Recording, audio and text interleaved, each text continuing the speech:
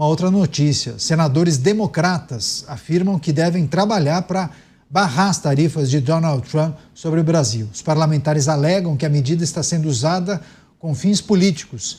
Em uma nota, os senadores dizem que pretendem apresentar uma resolução privilegiada, uma das poucas ferramentas que o Congresso possui para conter os esforços tarifários do presidente, para contestar as tarifas de Donald Trump sobre o Brasil. Essa medida permitiria que eles contornassem certos obstáculos processuais e forçassem uma votação no Senado. Começar essa com o Nelson Kobayashi, seria uma junção de forças democratas e esquerda brasileira contra o tarifaço de Donald Trump. Parece que alguns problemas que nós observamos aqui também existem lá, Koba. Olha, Caniato, é fato de que há uma união de propósitos aí, né? Se há uma união de opositores, se há uma onda, como a gente vê acontecendo aí, mundo afora, em relação a pontos de identidade, de ideologia, há também do outro lado, não só da direita, mas também da esquerda, né? Aliás, cada vez mais a gente vê isso acontecendo, essa espécie de globalização da ideologia, né? A gente vê. Parece que aqui os da direita do Brasil se unem com os da direita da Argentina, que agora ficam numa torcida pelo Trump em relação aos democratas. E o contrário também é verdadeiro, né? A gente vê a aliança aqui do presidente Lula, vai na Argentina pedir Cristina Libre, né? Lá na plaquinha, assim como era com o Pepe Mujica. E a gente tem isso acontecendo também.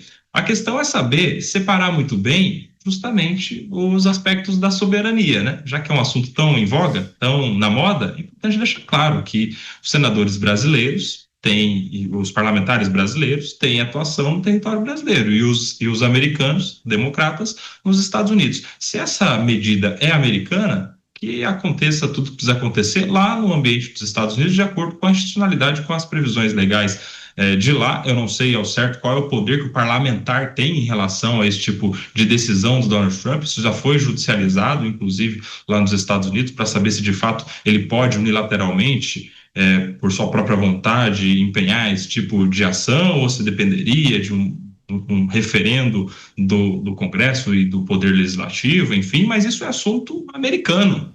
Esse assunto é dos Estados Unidos, e os parlamentares e todos os outros aqui no Brasil devem respeitar também as regras que são americanas no estado do outro, a tal da autodeterminação dos povos, a soberania, nesse caso, do estado americano, né? Porque se tem soberania brasileira, tem soberania americana também.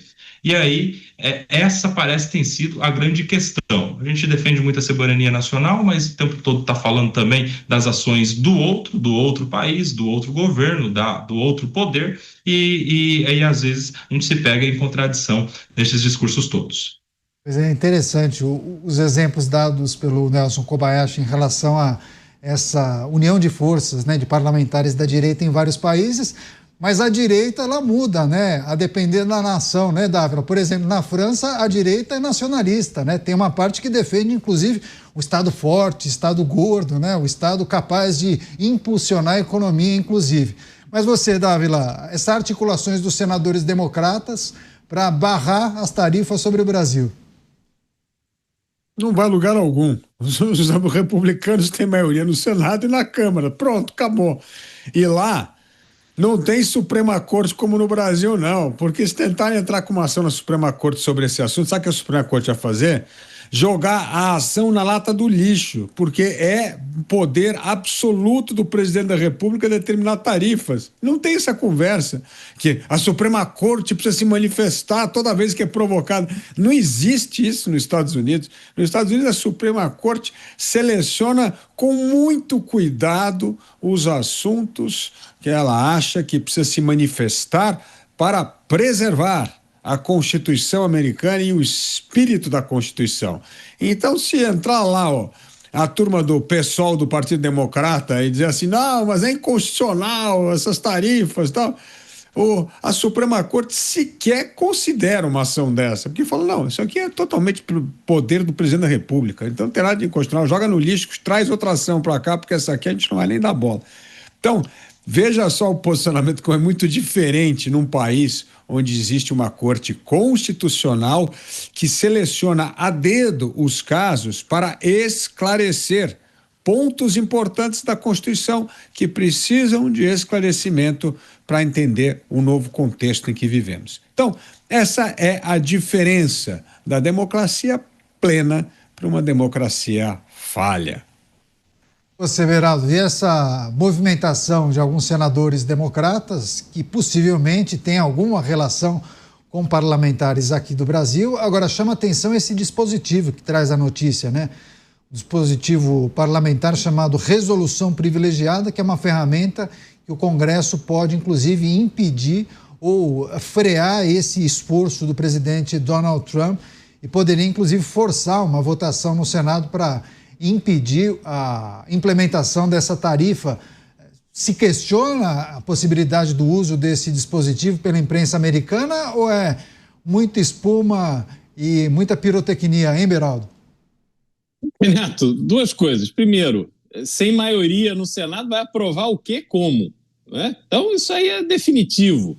E diferente do Brasil, que há essa canalice de eu libero a emenda aqui, eu dou o ministério acolá, isso não existe aqui.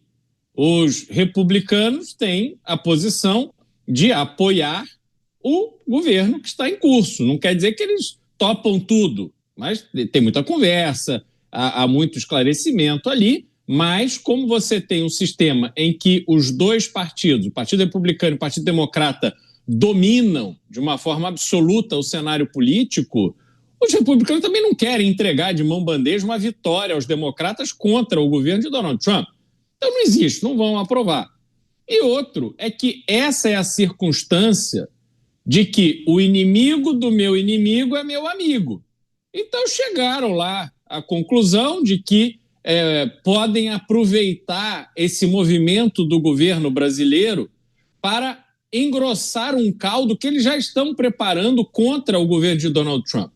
E aí a gente precisa relembrar o contexto adequado disso, que é a disputa que acontece no Judiciário dos Estados Unidos, em que se questiona se Donald Trump tem efetivamente o poder para definir esta política tarifária. Por que isso?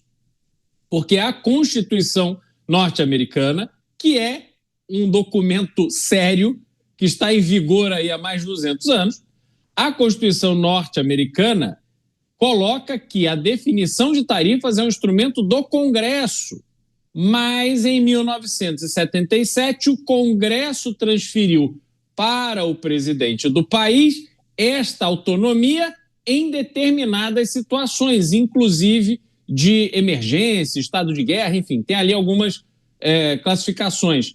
E Donald Trump está dizendo o seguinte: o momento que vivemos, em razão do caminho que os Estados Unidos foi levado pelo governo de Joe Biden, é um momento de emergência. E é preciso reequacionar o jogo comercial do mundo para que os Estados Unidos perca tanto nessas transações comerciais. Então, há uma disputa sobre isso.